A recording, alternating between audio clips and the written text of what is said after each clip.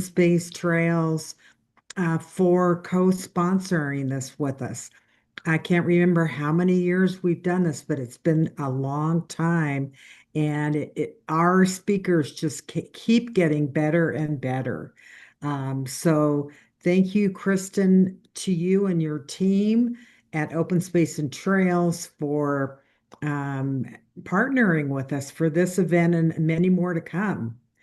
I'm going to throw it over to Michaela. She's got some hints to give you for tonight's viewing. Mhm. Yeah, thank you so much, Karen.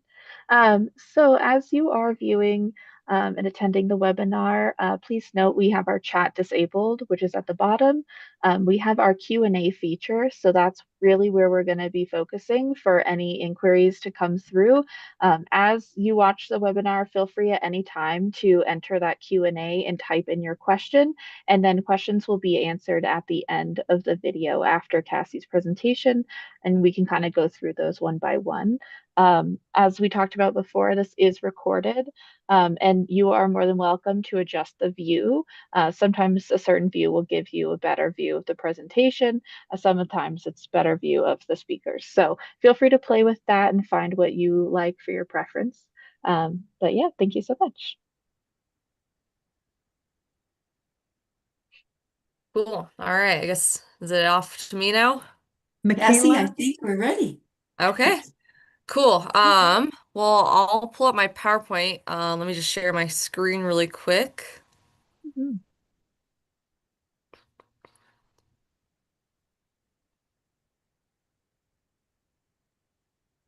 Let's see.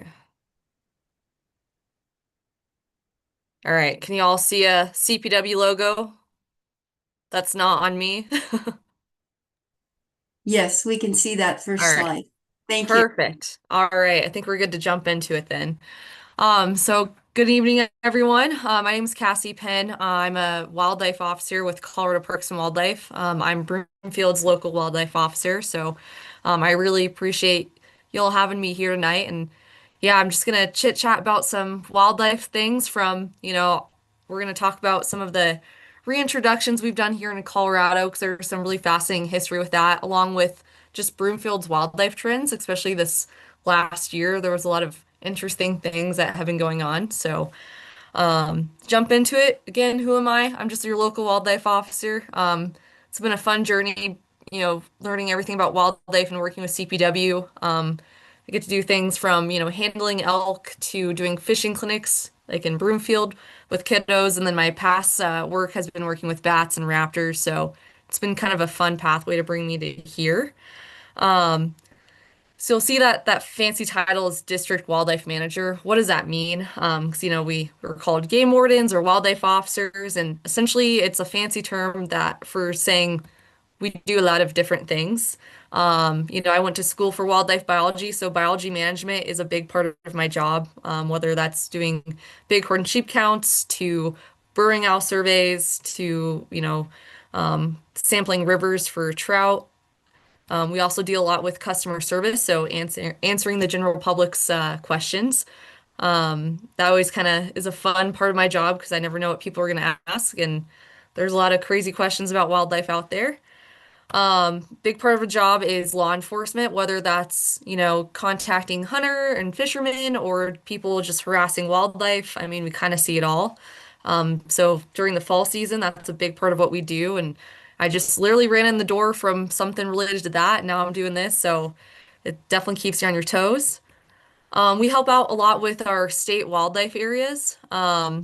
So, working with Colorado Parks and Wildlife, we work with Park Ranger at our state parks, but we also manage state wildlife areas, which are a good spot for wildlife viewing and hunting. So we get to help out with that property management. Another key component is public education, like what we're doing here tonight.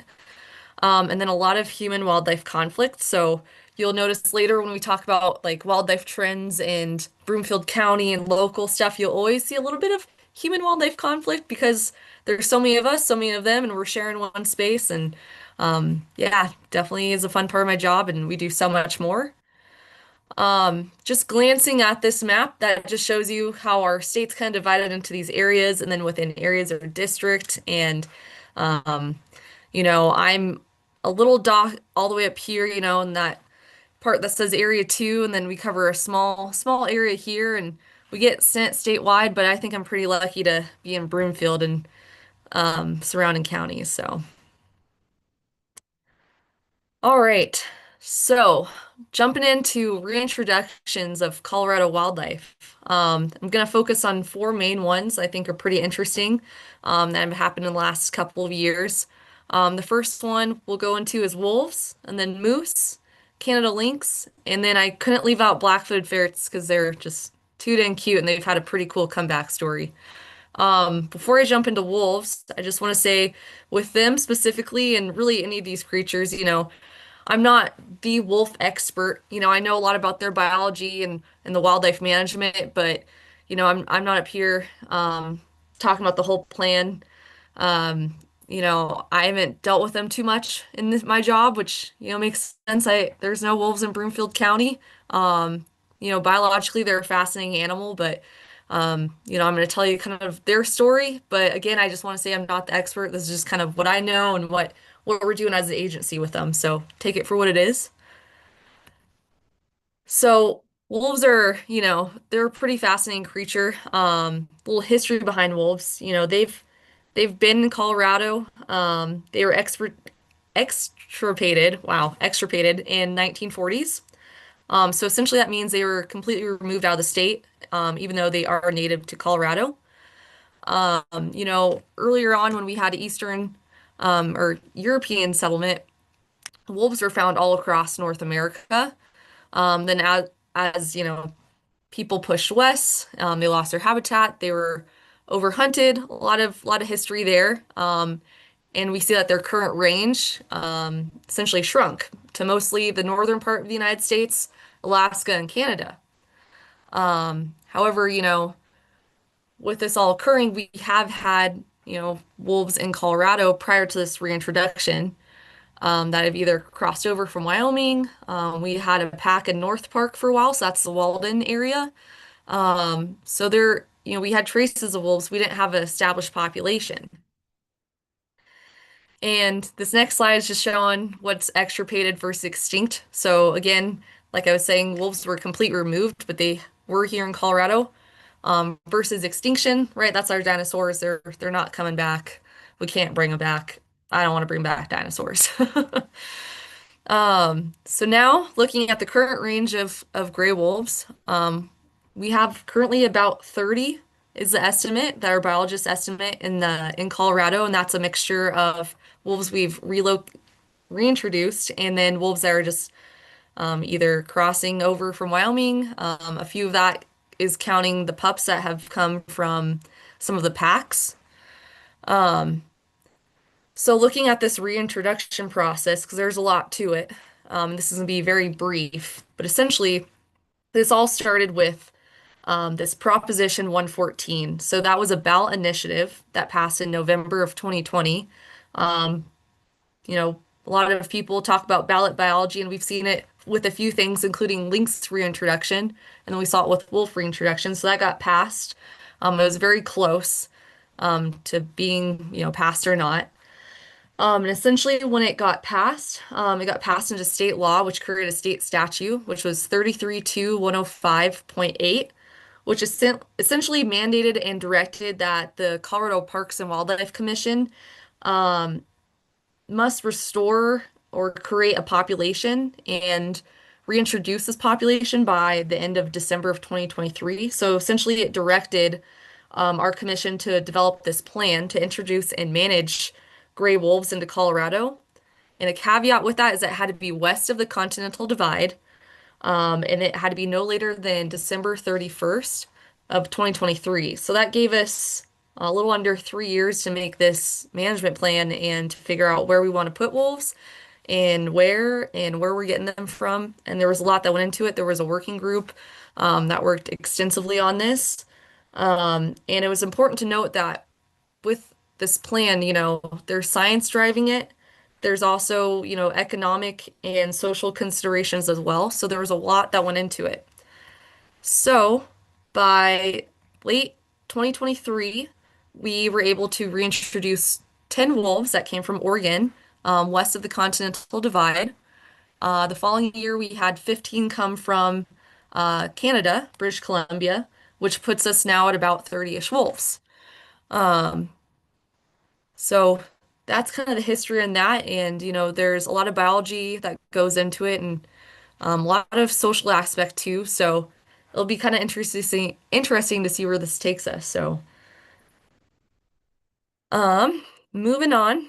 Oh, last but not least, that's a good point. I like to bring up this slide as well is, when we move animals around, and this goes for wolves, moose, lynx, anything, any animal that we're relocating or reintroducing, there's kind of this checklist that goes into it.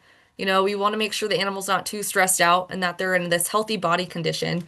Because essentially it wouldn't, make sense to move this stressed out animal that's unhealthy and it just, ends up ultimately leading to its demise. Like that's not our goal. Like we want a healthy population. We're going to do what's best for the animal as well.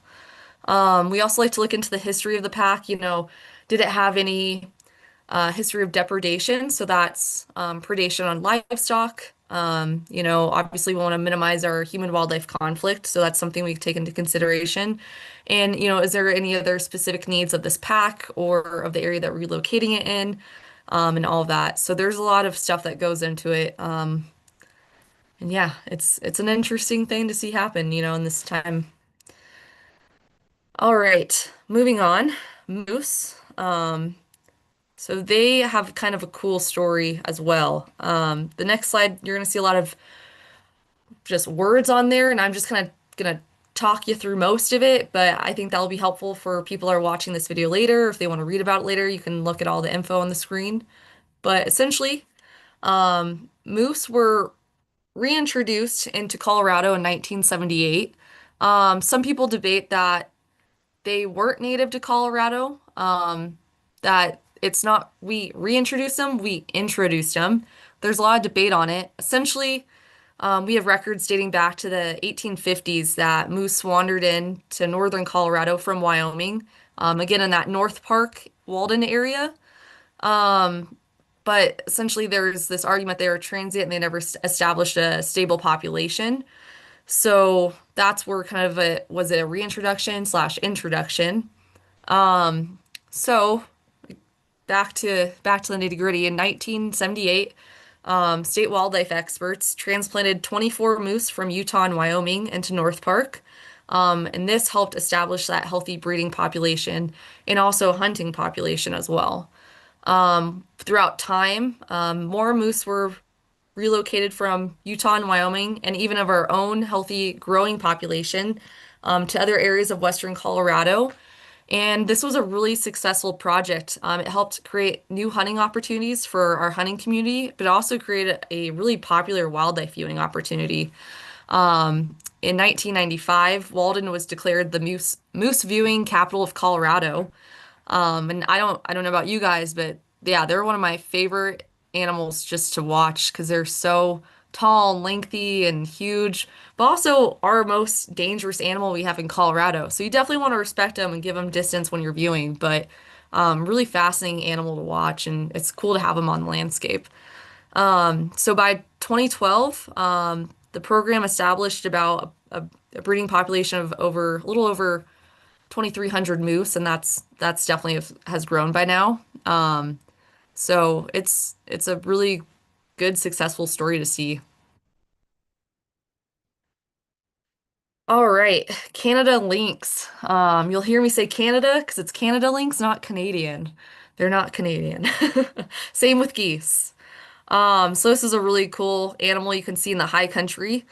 Um, so Lynx essentially have been found mostly in high elevations parts of the states throughout the late 1800s. By 1930, they were considered really rare to see. And then it was estimated that by the mid 1970s, they were pretty much gone from the state. That was due to hunting, trapping, even poisoning of them, and then a little bit of habitat loss too. You'll see that theme with all these animals. That's one of our main, parts of wildlife management we have to consider is habitat loss. This animal, a lynx, it really depends on snowshoe hares. And that's, again, you're going to find at higher elevation. So if the habitat's not there for the lynx or the hare, that's when we really have to start watching our population. So in this case, the reintroduction program started in 1999. We reintroduced about 41 lynx. That was mainly in the San Juan mountain region in the southwest. And this went until 2007, and about 218 lynx total were released. So it helped establish that healthy population. However, the species is still on the endangered species list, listed as endangered. So, there's lots of consideration to go in this as we manage it, habitat being one. You can't hunt lynx in Colorado, so they're protected under that part. The last thing on this slide I like to point out is, lynx and bobcat. Sometimes there's, confusion when people see them. Luckily here in Broomfield, we do not have lynx at all.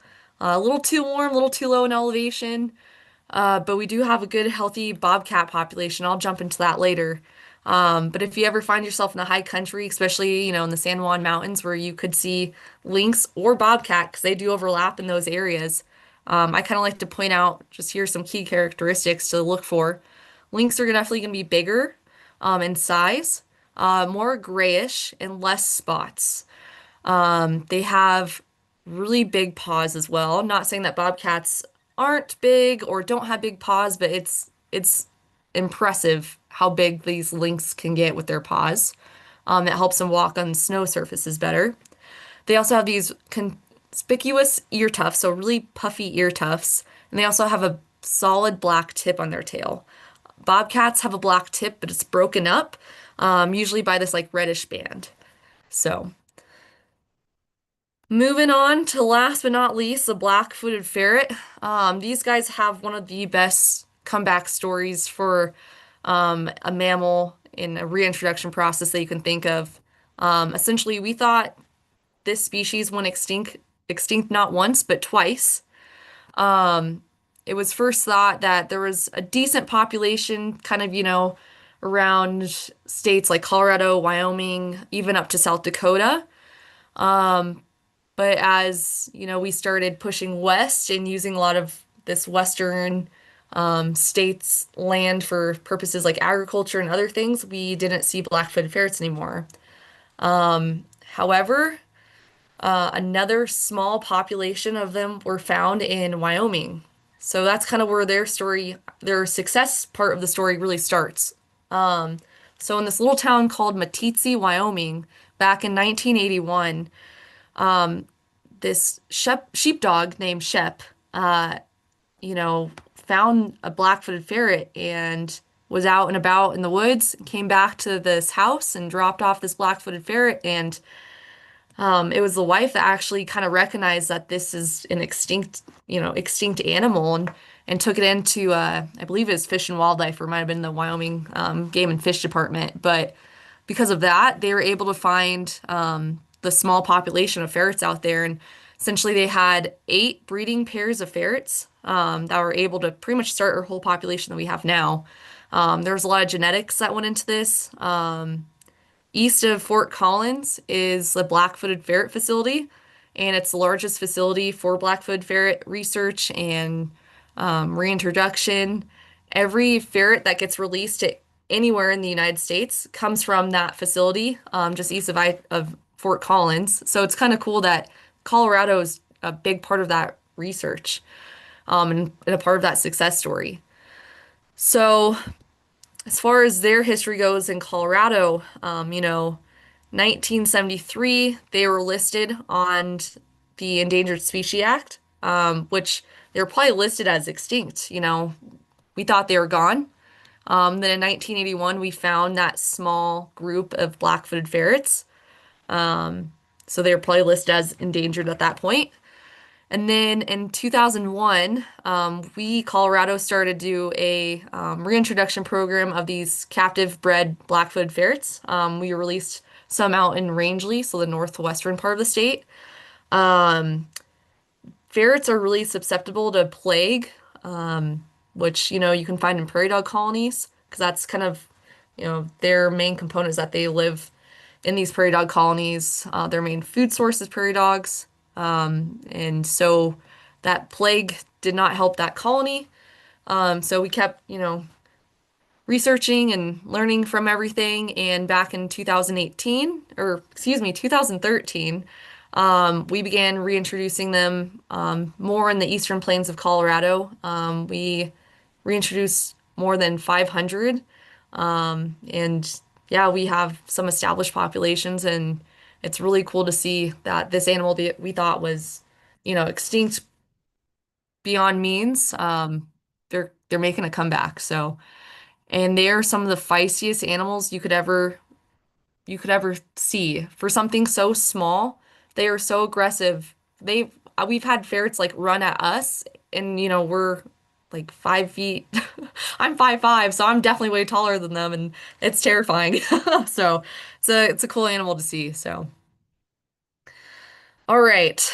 So that was kind of a brief overview of all of our some of the animals that we've been able to do these successful reintroductions with over the years. So now I want to jump into some of the trends we're seeing here in Broomfield, and I think that should leave us enough time for questions and everything else. So, yeah, Broomfield's a really fascinating, area for wildlife. We're seeing a lot of human population growth. We're in a part of the state where we have easy access to the mountains, but we're also really close to the Eastern Plains. So our diversity in plants and animals it's really interesting and fascinating. And um, our population growth hasn't stopped. So again, like I mentioned earlier, we have, animals need that habitat and people need that space. And the human population's growing. The animal population, a lot of them are, either staying stable or increasing, and now we have to figure out how we can share that space together. But the cool thing, is that someone like me, I get to work with other organizations like Broomfield Open Space, and we all care about the same thing and have the same goals and missions, and we get to see some pretty cool wildlife in our county. I think we're all pretty fortunate for that. So first one, which you wouldn't expect on this slide, and I can't hit on all of them, but I thought I'd pick out the fun ones, is elk. Earlier this summer, we had three bull elk, multiple reports of them kind of running through fields. They almost made it to I-25. I'm really glad they didn't. They eventually turned around and started heading back west. But yeah, they were getting pushed around, and there's plenty of agriculture fields, open space fields. I mean, anywhere there's grass or hay or whatever, I'm like, I don't blame the elk for being there. That's good eating. And we do get elk from time to time that have crossed I-25, and Berthoud and Meade. We get elk east of I-25 there quite often, especially in these group of bulls. So we call that a bachelor herd. These bulls before the rut can sometimes join up, and yeah, they'll find their way wherever there's food and water. So luckily with these guys, we had them get pretty close to I-25, but they were able to turn around. There were also some reports of them, well, maybe not the same pair of elk or group of elk, but we had elk reports down in Arvada and Westminster. So these guys can cover a lot of land. I just like them staying a little more west and, not romping around near cars and highways and all that. So. Bears are probably one of my favorite topics because we deal with these guys a lot. And I hope you guys can see all the pictures. I've had my box there on the side, but yeah, so I think a lot of people are always surprised when a bear winds up in Broomfield, but just like elk, these guys can cover a lot of land pretty easily. And bears are very motivated by food, so anywhere where there's food and water, a bear will go. I think I like to think that I relate a lot to bears. They like to eat and sleep, and that's the life, right? So we had this picture of this bear. He was a boar, which is a male bear. He was pretty big. He was about 300 pounds. So I think we estimated him between 7 or 8-ish years, somewhere around there. So yeah, he was hanging out in all different parts of Broomfield for a while.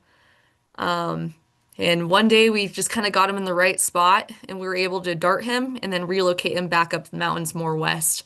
So um, it's always it's fun handling these guys. I mean, you see a face like that and you don't see all the teeth under, but they have a pretty cute face. There's a lot that goes into this though when we do relocate animals. One is making sure we have a team to kind of help out and make sure, you know, this bear's not going to be running into crowds. Is this a safe place for us to handle this animal? Do we have enough people to help pick it up and put it into the trap for us to relocate? How stressed out is this bear? How hot is it outside? When we put these drugs in these animals, it increases their body temperature. So we want to do what we can to keep the animal cool. I always keep extra water in my truck, not for myself, but for an animal, if I have to go hands-on and keep it cool. But yeah, we had a pretty, easygoing. Yeah, I guess everything went really smoothly with this bear, and he was able to get moved back up west, and we haven't had any reports on them. Every bear that we move, or really any animal that we go hands-on with, we'll ear tag them. That helps us track it, and also just lets people know that, um, drugs have been injected into this animal. For whatever reason, if you hunt it or it gets hit by a car, don't ingest it unless it's past a certain date. It doesn't mean that it's a conflict bear or anything like that. It's really more of just it had drugs in it, and that's why the ear tag's in there. So, in the future, if we I don't want to say it's more of a when we get more bears. It seems like they always like to wander, into Broomfield and Louisville and all that. It definitely helps if you report sightings to, either the open space who will report it to us or just report directly to CPW. Um, Bears are in Broomfield, there's lots of good food and stuff for them, but they are a little too far east. And that's a lot of people to be around for that bear, and we don't want him getting into trash or cars or houses. So we do want to move these animals back to their habitat. So it definitely helps if you report sightings to us. Um, and yeah, let's see, I'm doing pretty good on time.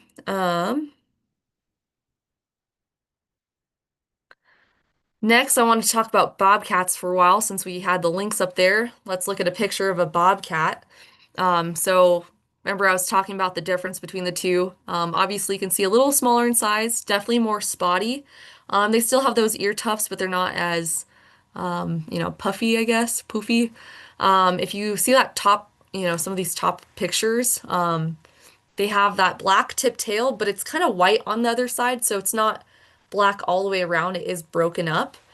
Yeah, and these guys, it's kind of they're pretty impressive too. We'll talk about coyotes and how coyotes are really good at adapting to almost every environment. I think we kind of got to applaud the bobcats on being, just as adaptive. We see these guys obviously up the mountains. Um, we see them out in the eastern plains, and then we see them in the suburbs, in the more urban areas. And these guys, they don't need too much space. If there's rabbits around or, any smaller rodent or even birds, like that's enough to feed a bobcat. We've gotten a lot of calls that people report seeing them in our backyard or walking through the street, or even we've gotten calls where a bobcat had kittens, under someone's deck or, somewhere in their backyard. Luckily, bobcats don't really want to deal with people too much, so usually it's not a problem. Now, if they have kittens in your backyard, that might be a little, tricky to deal with, but typically they'll want to move on and not be, bothered too much by human activity. For things like bobcats and bears and mountain lions, if you notice something like a bobcat hanging out in your backyard a lot, um, start looking at what do you think is attracting it to your backyard. With bears, are we seeing that trash is being left out, or they're bird feeders or some source of food it can get into. Bobcats, you might just have a backyard that has a lot of rabbits and squirrels. So maybe you have like a nice big tree that's a good habitat for squirrels. So that bobcat wants that food. So just kind of try to keep track of what's going on, and link it to the animal's behavior, right? Like, why is it in my backyard? What's attracting it to this? Am I leaving my cat food out on my back patio? Then yeah, the bobcat's probably gonna eat that too.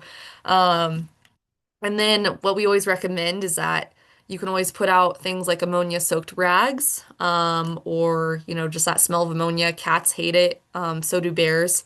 And then anything you can do to haze the animal, make loud noises, have lights that turn on automatically, or, turn your light on.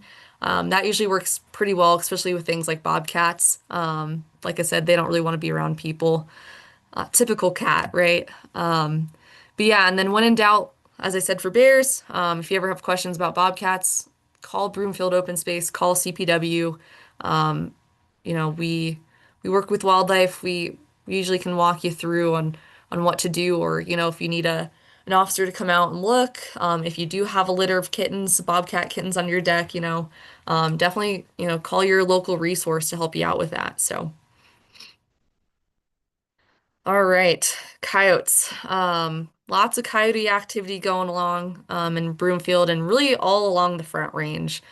Coyotes they're really impressive as a wildlife species. They're very adaptive. They're generalists, um, and opportunistic. So these guys are, found nationwide.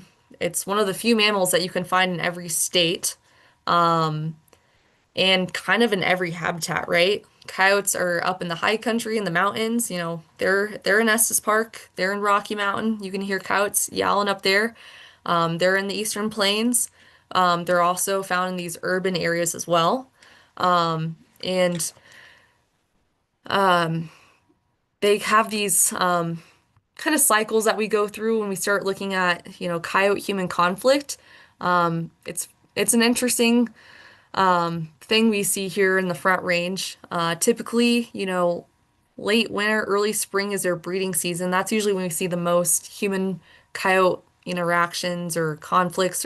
That's just when we see them more often because they're usually, getting ready to have pups. They're, breeding, they're mating.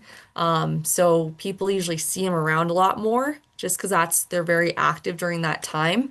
Um, you know, Obviously, I'm sure a lot of people have heard some of the coyote conflict that's happening right now. We've had some coyote versus pet attacks. And I've worked with Broomfield a lot on this, and it's kind of it's an interesting phenomenon because it's not just Broomfield. This is happening all across the Front Range. We're getting reports, here, obviously Erie, Lafayette, Longmont, Frederick, but we're also getting them further down south too. Westminster, Wheat Ridge, Arvada. Um, so it's interesting to see this conflict or interaction going on because this is a weird time for it to be happening. We usually don't see this stuff until later in the year. And it we live in a state where wildlife is plentiful, so we kind of have to learn how can we, coexist with things like coyotes and bears and any critter really. So again, you have resources around you. You have Colorado Parks and Wildlife, you have Broomfield County Open Space. Work with us on this stuff because, things like coyote versus dog attacks, we don't want that. It's hard to work through. It's not a fun thing to go through. Um, and there's resources out there for us to learn more about coyotes and to, coexist with them, and to haze them on our own parts. Um, but yeah, they're a species that, they're doing very well population wise. Management, we see it with a lot of animals. People either hate them or love them, and that's kind of how coyotes fit into that category. As far as how they're able to adapt, it is pretty interesting and impressive. And Like I said, you have resources out there if you ever need to ask questions about how to live with coyotes and stuff. But yeah, they're probably not going anywhere, and we kind of have to learn how to share the space. So, all right. Last but not least, one of my favorite topics to talk about is birds, but specifically raptors. Broomfield has a great diversity of raptor species. Um, I mean, I'm sure we've all seen it when we're out walking on trails or out in the open space. There's bald eagles, red-tailed hawks. We see those year round. In the summer, we get to see a lot of Swainson hawks, which is a really fascinating raptor. They migrate all the way from Argentina, and then fly here in the summer for their breeding season or their nesting season. 60% of their diet is insect, which is really cool. Um, so yeah, they're a great bird you can see during the summer. We have lots of owl species, especially great horned owls. Um, and kind of the beauty of Broomfield is that we have birds of prey, which is a, raptor rehabilitation facility. So I get to work with them a lot, and we have a lot of great citizens are always looking out for raptors. For example, this owl was I think he was found just sitting on a wheel well of a car, and I think he had an injured wing and stuff. So either you know, that call I got called, so I went and picked him up and took him over to Birds of Prey. They also have a transportation system where they go out and retrieve birds and stuff. So yeah, it's uh, it's nice seeing when we can, help wildlife and kind of see them through and get the updates and see them being released back into their environment and stuff. So that's probably one of my favorite jobs is just being able to help wildlife like raptors and stuff. But yeah, so definitely lots of things to see in Broomfield. As we kind of jump into these colder months, it's been kind of warm lately, but we'll start seeing trends. We kind of, and I guess this is with every animal, we kind of go through these cyclical patterns with birds. One thing that we get a lot of calls on is avian influenza. So that's something to kind of start keeping a lookout for. It seems like it always picks up during the winter months, especially December and January. There's a lot of migration happening during that time, so a lot of birds are coming together. So, if you see that, definitely report it. We have a health lab up in Fort Collins, CPW does, and if we see a lot of numbers of a certain species that are dying off from symptoms of avian influenza, we'll do some research on it. We take that animal in to get tested and looked at, and there's a lot of science behind it and stuff, and we want to keep our bird populations healthy. So definitely, you'll hear me say it like report, like talk to us. There's only one of me for such a large area, so we really do rely on, our public to help us with our wildlife information. It definitely is really appreciated from someone like me because I can't be everywhere at once. So if I know what trends are going on from our public or from, working with like Broomfield County open space, then it really helps us with our wildlife management decisions. Um, but yeah, so we'll start seeing that. And then, right now we're getting close to jumping into bald eagle winter night roosts. So these eagles during the winter will kind of roost in, you know, really nice large cottonwood trees. They'll kind of come together and congregate. Um, they'll do that right before their nesting season, which starts around Valentine's Day. And then that kind of starts the start of raptor nesting season again, which I always think is a fun time in Broomfield because you see a lot of raptors. You get to see some of the little guys that owl up there and all the fledglings and stuff. So yeah, I think we live in a really cool part of the state where we're able to see kind of all sorts of wildlife, not just coyotes and eagles, but we got to see elk. We've had moose in Broomfield before. Um, we've had mountain lions wander and stuff throughout there. So it's not something you always expect, but it's kind of cool that that happens where we live. So I think with that, I might be like a minute two ahead of schedule, but I think that's all I got. So I can wrap this up and jump into questions or anything else. Thank you, Cassie. That was awesome. Yeah. We've got a couple questions in the Q&A. And again, if you are wanting to ask a question, go to Q&A and you can type it in and hopefully Cassie can answer it. I'm sure she will. Yeah. So, Cassie, the first question I have is the Endangered Species Act slash list is federal. Does Colorado or other states have our own or additional state law protections that serve similar purposes?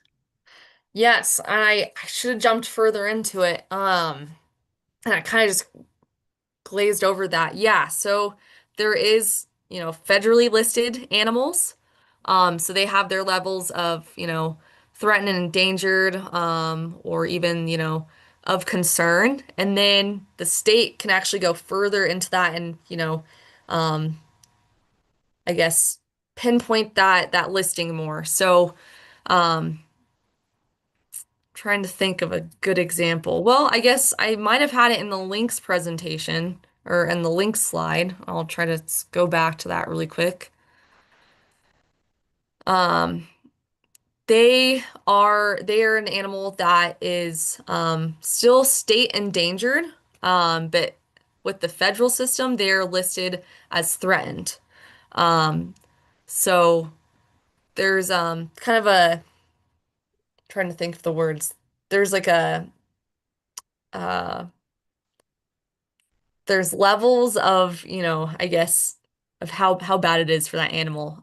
Threatened versus endangered versus concerned. So, um, we want to see more of a population we want to see a few more species for lynx to get them removed from endangered back to threatened. So, um, federally, so that means like nationwide, they're doing okay. Statewide, we still want to see a little more increase of that population. That's why they're a little more condensed on that scale of how bad it is for that population. I don't know if that was the best way of explaining it, but hopefully y'all get what I mean. Great. I'll move to our next question. Okay. This person loves CSU Extension for the free educational resources and general information about so much Colorado nature. Are there any other similar resources you would like to send the public to learn more about our local and state environments? Oh man, that's a great question. Because I also like CSU's extension of that. Yeah, I mean, there's a lot of different resources. I'm not gonna be able to list all of them. One that I think I work really closely with is this program. It used to be called Bear Aware, but now it's called Bearwise.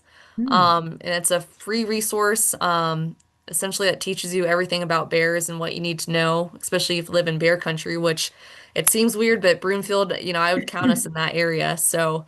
Um, but yeah, and then really any of our state, um, aside from CPW or like a lot of nonprofits, the Wildlife Foundation, Colorado Wildlife Council, a lot of those different entities have a lot of useful, usually free information. I think up in Fort Collins that they work, CSU works with like the Colorado Natural Heritage. I'm not thinking of the whole name. Program, but yeah, there's a lot of different programs out there that offer these resources to learning about nature. So, great. And the next question is, you made a comment about genetics and the black-footed ferret. Can you go into some detail about that? yes, yeah.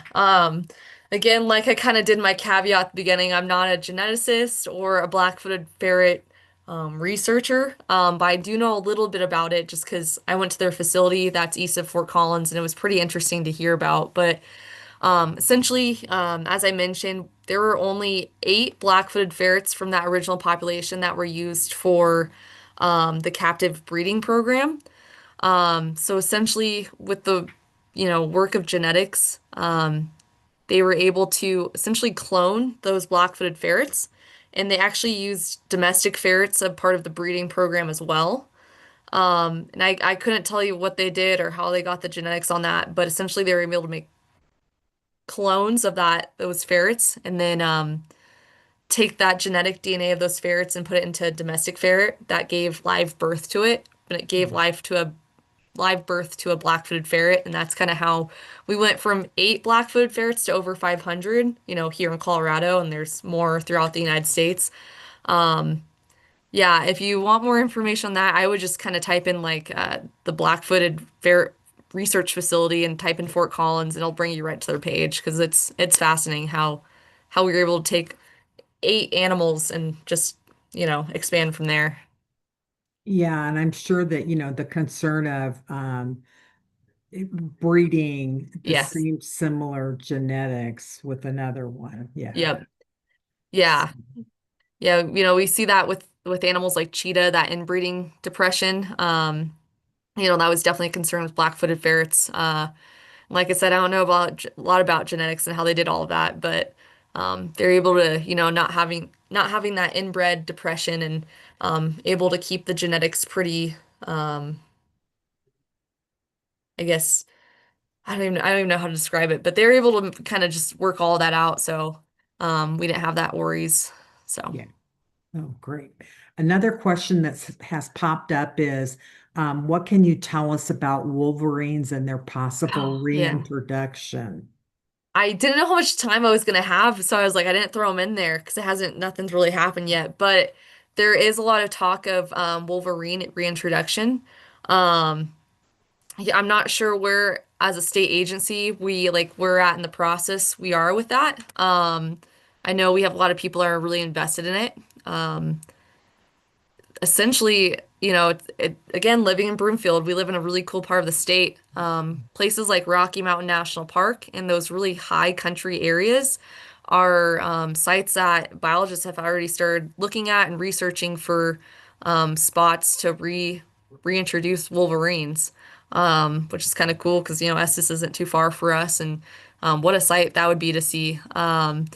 But a lot of things go into these reintroduction programs. Obviously, the science aspect of it, the animal welfare, also where are we going to get these wolverines from, and then funding is a big part of it too.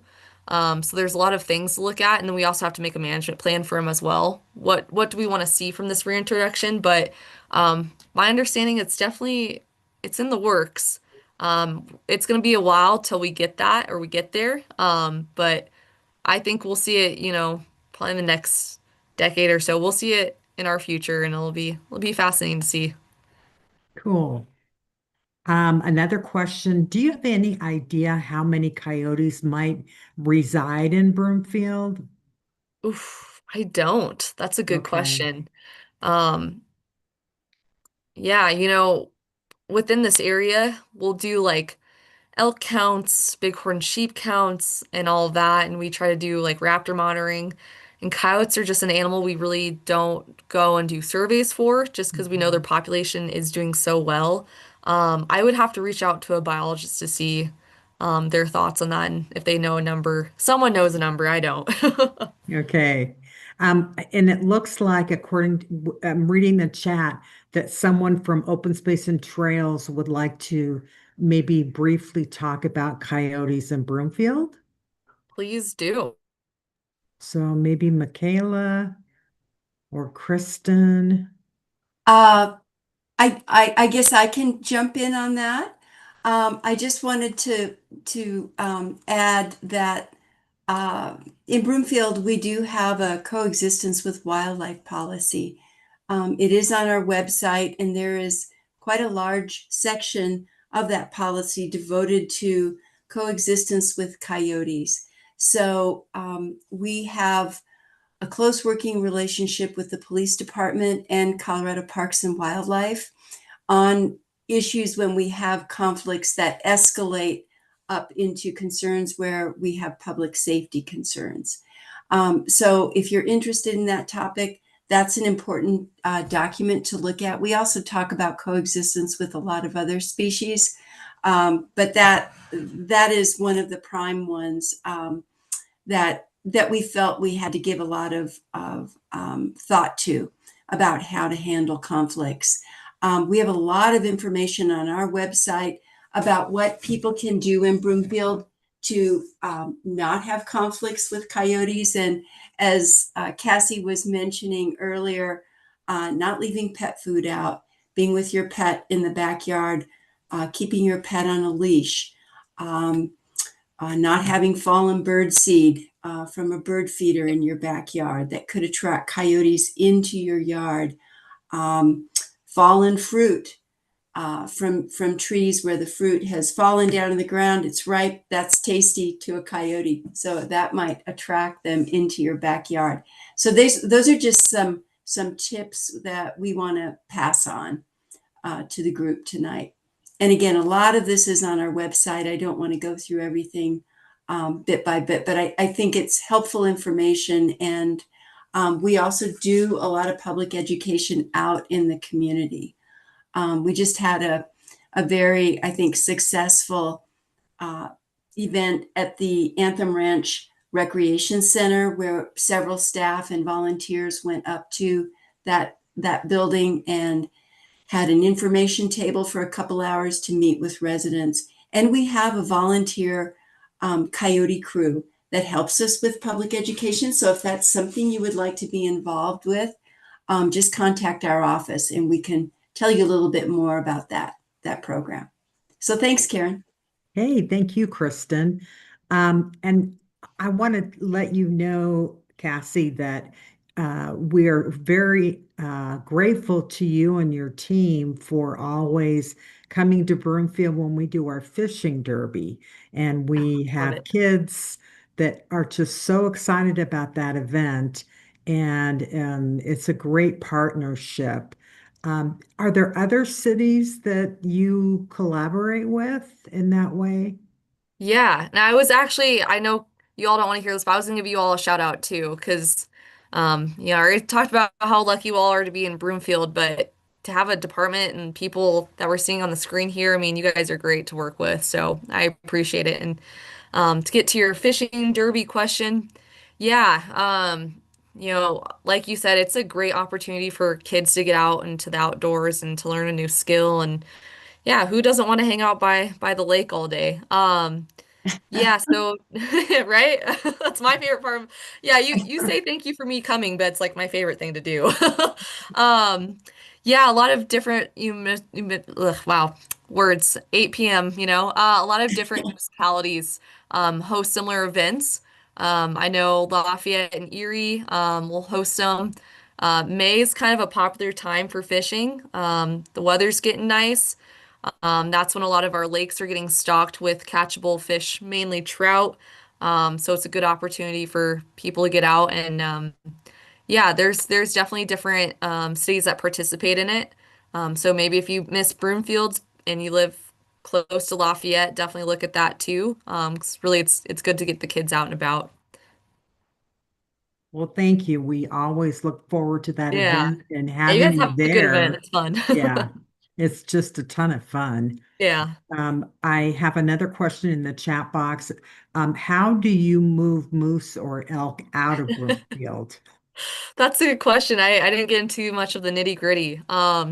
So kind of like with that bear, anytime we have to relocate an animal, we have this dart gun, essentially that we load this little dart with drugs. And I couldn't tell you the organic chemistry of what drug it is and this and that, but essentially we have to get in so close to this animal, either 30 yards or less for us to hit him with the dart. Once we do, takes them probably about 10 to 15 minutes for them to get sleepy. Once they're tired, and they're not moving around, especially with things like moose and elk, more than one person is going to go hands-on with this animal. Um, so we try to make sure that animal is kind of sitting upright and their head up because we don't want their airway affected. We want to keep it nice and open and breathing. Um, so if we're just relocating an animal, we'll put the ear tags in their ears because again, we want to show the public that they had drug in their system. So for whatever reason, if this elk or moose gets harvested by a hunter or gets hit by a car and people want that meat because that's how they feed their family, We just have to make sure that they do not consume that meat prior to that date because our body cannot digest it within that time. So we'll ear tag them, and then we have essentially like a giant tarp that we have to roll the elk or moose onto, and this tarp has handles. So our moose tarp, I think there's either 8 or 10 handles on each side, so it takes between 8 and 10 people to pick up the tarp. Moose are very heavy, so the more people you have, the better. So we'll move them onto that tarp, and then usually we'll put them into a horse trailer. Once they're in the horse trailer, we'll put more drug back into them, what we call reversal. That's the fancy term I use. There's some other scientific term for it, but we put this reversal drug into them that essentially reverses the effects of that initial drug and brings them back awake. When we're doing all this, again, we're trying to keep their body upright, their head up so they can breathe well. Moose, we usually will hose them down with water because they get so hot. And then from there, we'll take them back up to the high country or, wherever in the mountains and release them. But yeah, usually what's great about working with moose and elk is that when people call Colorado Parks and Wildlife to come, relocate it or move it. We usually have other agencies helping us. With that bear in Broomfield, we had quite a few police officers there, which I definitely appreciate because bears are heavy too. I think they get excited because it's not something they see every day. I know when the police officer is holding that bear's head in his hands to stabilize it, he's like, "This is crazy to have this big bear in my hands." I'm like, "Yeah, luckily it's asleep." Yeah, so it definitely takes a team to do it. There's a lot of planning into it as well. Obviously if it's too hot or if the animal's just not in a good spot where we can safely go hands-on with it, we won't do it. We'll keep monitoring it. I think that's what can be frustrating is that, a moose might be in town for a few days, but until we get it in that right spot at the right time is when we can go hands-on with it because we don't want to do anything that's gonna, essentially hurt and harm the animal more so than the situation it's already in. So taking the animals, well-being into consideration along with people and public safety. I know not too long ago there was a moose on I-25 down in Colorado Springs. That one we kind of had to go hands-on with because that's on a highway. So human safety was a high priority there. But there's a lot that goes into it. So Kristen, do you want to add anything to that? No, I've never been involved with moose delivery or relocation, but that was really interesting just for me to hear. Kristen, I'll And call you next time. You can come Yeah. help. I would come, but I'm not sure I'm going to have the strength you need. I Yeah, mean, I'll let you can that hold to the sounds head. incredible. I would love to do that. It'd be fun, wouldn't it? Yeah, Yes, yeah. and just really quite an experience. Yeah. Yeah. Yeah, and I And guess like with that, if you ever see, CPW and your local, law enforcement or whoever is helping out with the situation, I guess that's one thing I've noticed is like, give us the space for us to do our job, and then once the job's done, we will happily let you come see the moose or the bear. I mean, that's like the coolest part of it. But just while everything's happening at that time, just give us space to work and then jump in. So yeah, I can understand that. Yeah, absolutely. I just wanted to add one more thing here, and it's all about thank you, Cassie. Absolutely. I mean, the area that you cover is quite significant, and I know you showed us that map, but I mean, really, I would just like our viewers to know that Broomfield is one of many counties and communities that Cassy works with and responds to. And so the area that you cover for one person is quite impressive. So that's why it's important for all of us to communicate up to Colorado Parks and Wildlife when there is an issue, and also working with our local police, working with the local open space programs is really important. And then something like our Broomfield Open Space Foundation, they help us with a lot of education about wildlife too. And then doing the fishing derby for example, just to increase that appreciation of nature and wildlife. And it's wonderful to see young children out there fishing and getting so excited about being outside with their family and doing something fun like that. Also, Colorado Parks and Wildlife provides the fishing poles to these kids, which means they can have this experience and then they can take those poles with them. And, we hope that can continue. We know budgets are tight at the We state had, level. we had problems with tariffs this last year, so I'm hoping that Oh, won't be a problem in the future. So yeah, we'll hopefully, work on it. hopefully that'll be okay. But that's so greatly appreciated. So Yeah. thanks, Cassie. Yeah. I'll turn Yeah. it back to you, Karen. Okay, so I think we're out of time. And again, Cassie, thank you so much for Can spending the stop evening sharing my with screen. us. And on behalf of the Broomfield Open Space Foundation, we would like to give you $200 to apply to the charity of your choice. And I think you are going to donate that to Colorado Wildlife Council. Is there Yeah. anything you wanted to say about that organization? They just work really closely with our agency, promoting the mission about protecting Colorado's wildlife resource. You know, I don't watch a lot of TV, but the few times I did, I've seen, CPW people on there. That's them helping us put that message out there to the public. Um, and yeah, they're just there to support the mission of, protecting our wildlife resource and promoting healthy and sustainable populations. So they have a really cool website too. It's kind of interactive, so definitely check it out. And um, it's good to work with people that all care about, our wildlife. So Yes, and very important. yep. Yeah.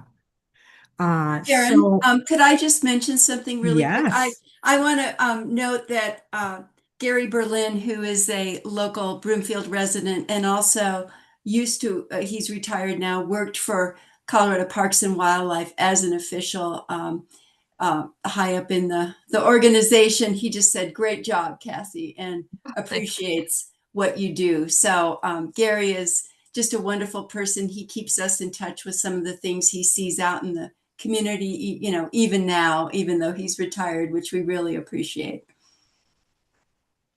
So I would just want to let you know that our nature calendar for Broomfield Open Space Foundation, in collaboration with the Photography Club of Broomfield, has compiled beautiful photos in our calendar. You can kind of see it floating there on the screen.